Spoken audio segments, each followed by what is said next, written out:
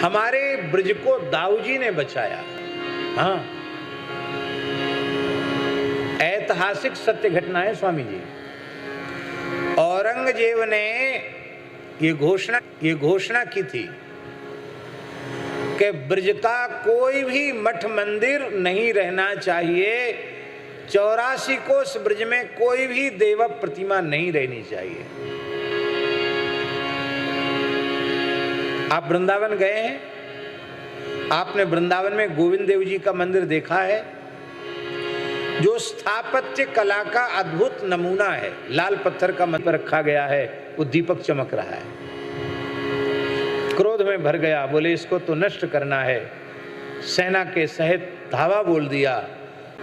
मंदिर की सिंहपौर वहां थी पहले, तो प्रधान हनुमान जी हैं, दो तो इसको मजा चखाऊं। गोविंद देव जी कुछ नहीं बोले। 3 बार हनुमान जी ने पूछा, भगवान कुछ नहीं बोले। चौथी बार हनुमान जी थोड़े नाराज हुए, बोले मंदिर टूट जाएगा तब बोलोगे। भगवान बोले कलयुग भी हमारी बनाया हुआ है, मेरा मुंह बंद है, मैं कुछ नहीं बोल सकता, तुम्हारी जो इच्छा हो सो करो।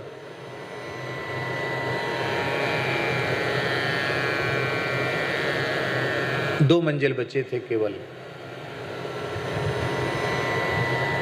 5 मंजिल तक टूट चुका था मंदिर। तब हनुमान जी से नहीं रहा गया, बोले ये तो देंगे नहीं, और अब लोग भूल जाएंगे कि वृंदावन में गोविंद देव का कोई मंदिर था। तो हनुमान जी ने गर्जना की। महाराज जी, हनुमान जी ने गर्जना की तो जितने सैनिक थे सब के सब निष्प्राण हो गए, सबकी मृत्यु हो गई। सारे सिपाही सैनिक मर गए, एक भी जीवित नहीं बचा। कितने सैनिक थे महाराज? 10,000 सैनिक थे। तो लोगों ने कहा कि बलदेव जी में बहुत भीड़ होती, दाऊ दादा में। बोले दाऊ जी के मंदिर को नष्ट करना है। तो महाराज जी, दाऊ जी ने बड़ा भारी चमत्कार दिखाया।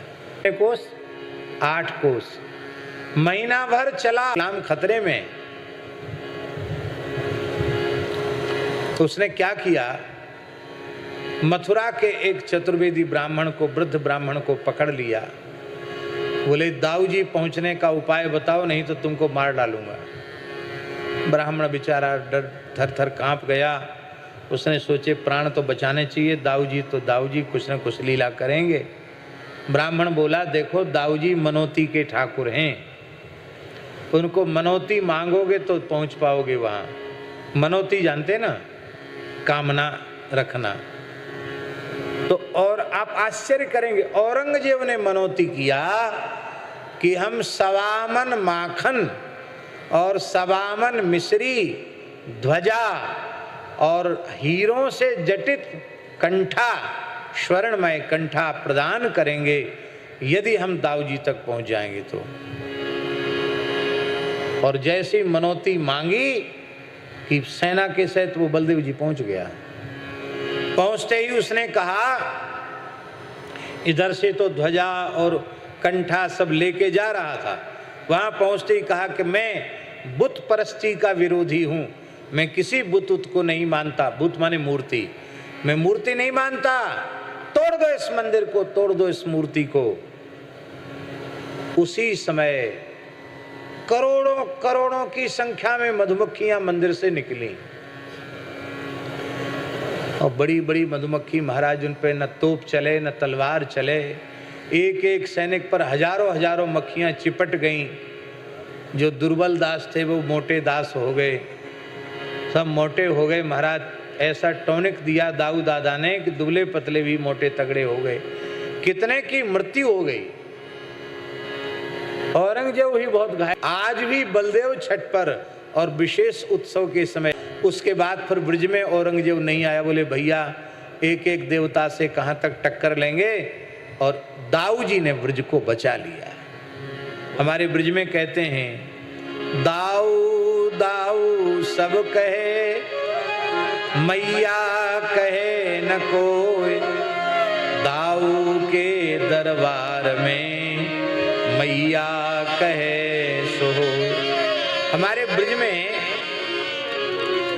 कामनाओं को पूर्ण करने वाले 2 देवता प्रधान हैं। एक 7 कोस वाले देवता गिरिराज जी, आज भी लाखों लोग परिक्रमा करते हैं गिरिराज जी की। एकादशी से पूर्णिमा तक तो ये स्थिति होती है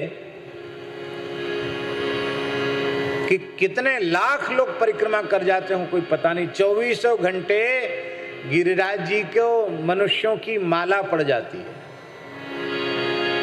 एकादशी से पूर्णिमा तक आप बीच में खड़े नहीं हो सकते। आप खड़े हो जाएं तो धक्का लगते लगते 7 कोस घूम आएंगे, इतनी भीड़ होती है आज भी। इस भौतिक युग में दक्षिण भारत तक से लोग आते हैं, एकादशी से पूर्णिमा के बीच परिक्रमा करके चले जाते हैं। ये सामान्य बात नहीं।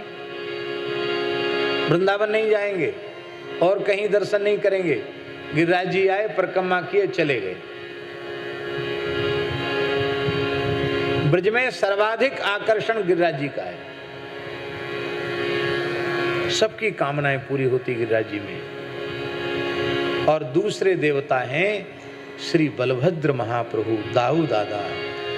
दाऊ जी के यहाँ भी इतनी भीड़ होती है, अब 12 मास भीड़ होती दाऊ जी के यहाँ। कामना की पूर्ति करने वाले दाऊ जी।